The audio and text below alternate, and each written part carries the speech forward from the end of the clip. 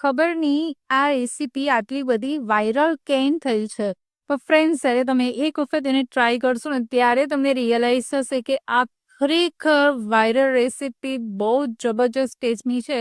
તો ફ્રેન્ડ્સ, આજે આપણે વાયરલ બટર કેક બનાવવાના છે, જે તમે જોઈ જશે કે બહુ જ વાયરલ થઈ છે. પણ જ્યારે તમે એને ટ્રાય કરશો ને તો તમારો ટ્રાય વર્થ ઇટ રહેવાનો છે. તો ફ્રેન્ડ્સ, એના માટે આપણે થોડું બટર લઈ લેવાનું છે. બટર રૂમ ટેમ્પરેચર વાળું જ લેવાનું છે. સાથે 1 કપ જેટલી ખાંડ એડ કરવાની, 1 ચમચી વેનીલા એસન્સ એડ કરવાનું છે. હવે ખાંડ અને બટરની એટલું મિક્સ કરવાનું કે એક વ્હાઈટ ટેક્સચર આવી જાય. ફ્રેન્ડ્સ, એક ટીપ આપીશ કે તમે જો ડાર્ક ચોકલેટ એમાં એડ કરવાના હોય કે ડાર્ક ચોકલેટ ચિપ્સ એડ કરવાના હોય તો આમાં થોડી ખાંડની ક્વોન્ટિટી ઓછી કરી દેજો. કારણ કે અધરવાઇઝ મિલ્ક ચોકલેટ એડ કરવાના તો એ ગળી હોય છે ને સાથે સાથે ખાંડ બી ગળી હશે તો કેક બહુ જ ગળી થઈ જતી હોય છે.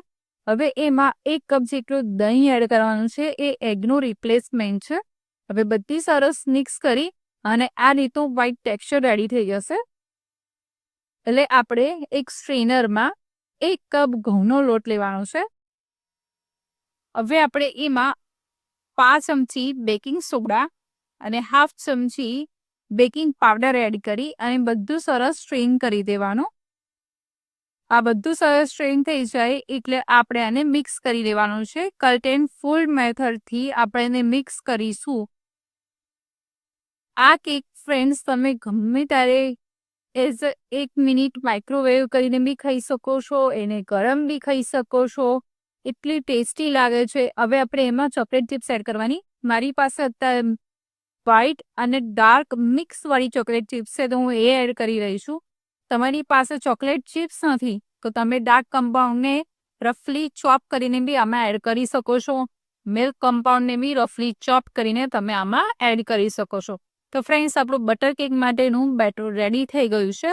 આ રીતે મેં કપડી લીધેલી છે જે જાડા તળિયાની છે. એના ઉપર મેં બટર પેપર લઈ લીધું છે અને એને તપેલી અને બટર પેપરને બટરથી ગ્રીસ કરી લીધું છે. હવે આપણે જે બેટર બનાવ્યું કેકનું એ એમાં લઈ લઈશું. હવે હું એની ઉપર બી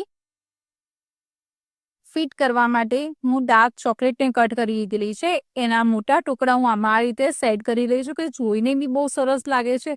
અને જ્યારે કેક ખાવ ત્યારે તમારે આખી ચોકલેટનો બાઈટ આવે તો બહુ સરસ ટેસ્ટ લાગે છે. એટલે મેં આ રીતે મિલ્ક ચોકલેટના મોટા મોટા રફલી ટુકડા એડ કરી દીધેલા છે એમાં. હવે આપણે આ કેકને એક કડાઈ પર લઈ અને ઢાંકી અને લો ફ્લેમ પર 45 મિનિટ બેક થવા દેવાની છે. તમે 40 મિનિટ પછી ચેક કરી લેવાની એક વખત કે આપણી કેક સરસ બેક થઈ છે કે નહીં.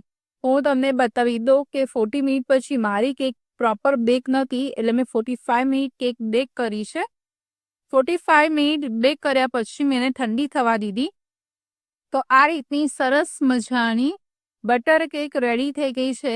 હું તમને એને કટ કરીને બતાવું તો અંદરથી એટલી સરસ સોફ્ટ રેડી થઈ છે અને બહારથી એટલો સરસ મજાની ચોકલેટ ચિપ્સ અને ચોકલેટના ટુકડા દેખાઈ રહ્યા છે કે ફ્રેન્ડ્સ, નાનાથી લઈને મોટા દરેકને ભાવે એવી વાયરલ બટર કેક રેડી થઈ ગઈ છે અને ખરેખર વર્થ ઇટ છે. તમે આ કેક ઘરે જરૂરથી ટ્રાય કરજો અને કેવી બની કોમેન્ટમાં જણાવજો. Good bye.